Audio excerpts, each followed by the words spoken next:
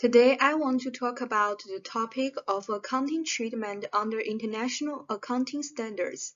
Now, let's see the first section, the IAS conceptual framework. It plays a key role in the preparation, disclosure, and audit of financial reports. The objective of financial statements is to provide information about the balance sheet, income statement, and the changes in financial position of an enterprise that is useful to a wide range of users, investors especially, in making economic decisions. In addition, IASB's regulatory framework mainly involves the formulation, release, and implementation of IFRS and the functions and operations of relevant institutions, like it can help to decide and deal with matters not covered by the existing provisions. Now we begin to introduce IAS 36. At each reporting date, company must assess if there is indication of impairment. There are two signs of impairment that both cause asset values to go down, such as an increase in market interest rates, and internal reasons, such as lower machine productivity, will affect net realizable value and recoverable amount. And the impairment test is usually conducted in CUG. CUG is the smallest identifiable group of assets.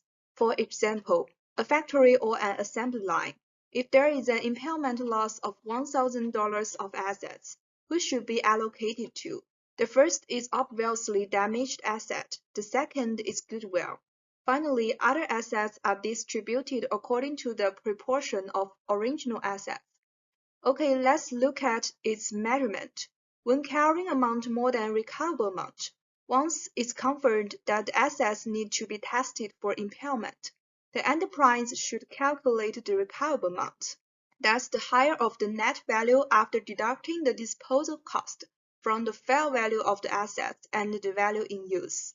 And at the end of the future reporting period, if the recoverable amount of assets increase, the enterprise needs to reassess whether it can reverse impairment losses except goodwill. Finally, the carrying value of the asset is deducted from the balance sheet when it's disposed of or permanently ceased to bring economic benefits. This is non-current assets held for sale and discontinued operations.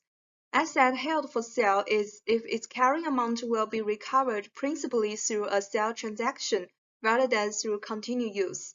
For example, the asset is available for immediate sale in its present condition and is highly probable, like management are committed to a plan to sell the asset or an active program to locate a buyer or being actively marketed. About the initial measurement, if the carrying amount is higher than recoverable amount, it should be reduced, and the excess part should be included in the impairment loss. In addition, as long as the assets are listed in held for sale, there is no depreciation. In subsequent measurement, if the net amount of the remeasured fair value minus the disposal cost is lower than the book value, further impairment loss will be recognized. If the net amount rises, the recognized impairment loss can be recovered. Finally, when an asset is finally sold or disposed of, its carrying value should be deducted from the balance sheet, and the difference between the consideration received after the sale and the carrying value of the asset is in the current profit or loss. Then let's see discontinued operation. Discontinued operation is a separate major line of business or geographical area that the business is either closed or sold or has got as held for sale at the year end. Let's pay attention to IAS 21. First, it's important to distinguish monetary items and non-monetary items. Monetary items is easily converted to cash, like receivables, payables, and loans, and non-monetary items have no right to receive or deliver cash, like inventory and PPE. In the initial measurement, the foreign currency amount is converted into functional currency according to the exchange rate on the trading day. In the subsequent measurement, monetary items need to be remeasured at the end of each reporting date. according to the financial exchange rate. The difference arising from exchange rate changes should be included in the current profit and loss as exchange gains and losses.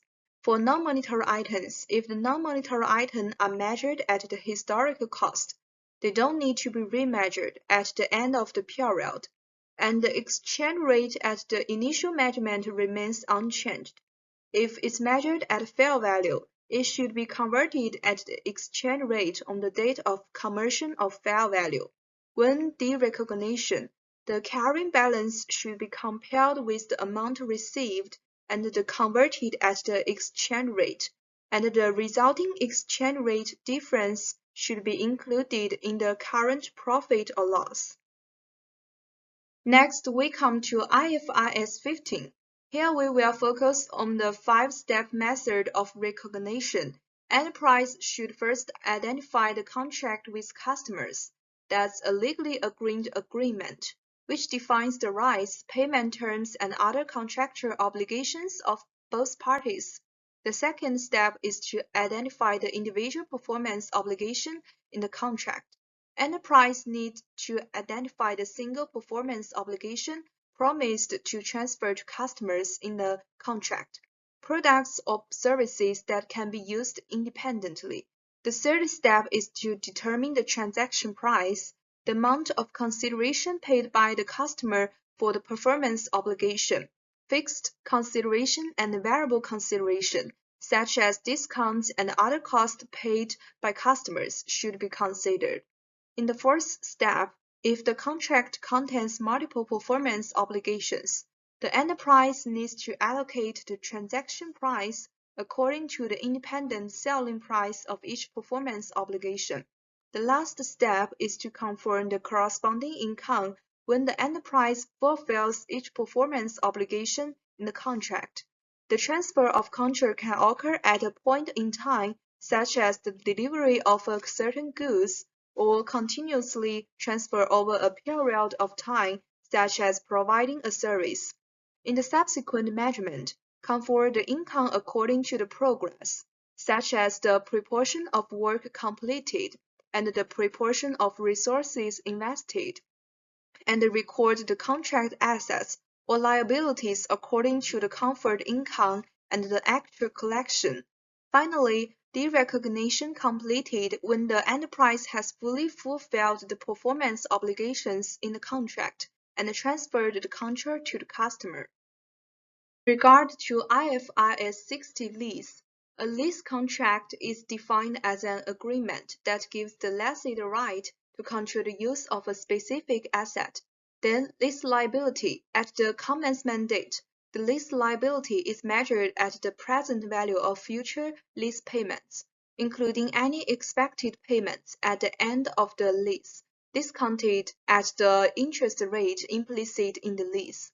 After the commencement date, the carrying amount of the lease liability is increased by interest charges on the outstanding liability and reduced by lease payment made. Also, at the commencement date, the right of use asset is measured at cost. This comprises the amount of the initial measurement of the lease liability and any initial direct costs incurred by the lessee and so on. After the commencement date of the right of use asset should be measured using the cost model, unless it's an investment property or belongs to a class of assets to which the revaluation model applies. At derecognition, the balance book value of the lease liability and the right of use asset should be deleted, and the difference included in the current profits or loss. Thank you for listening. My report is over.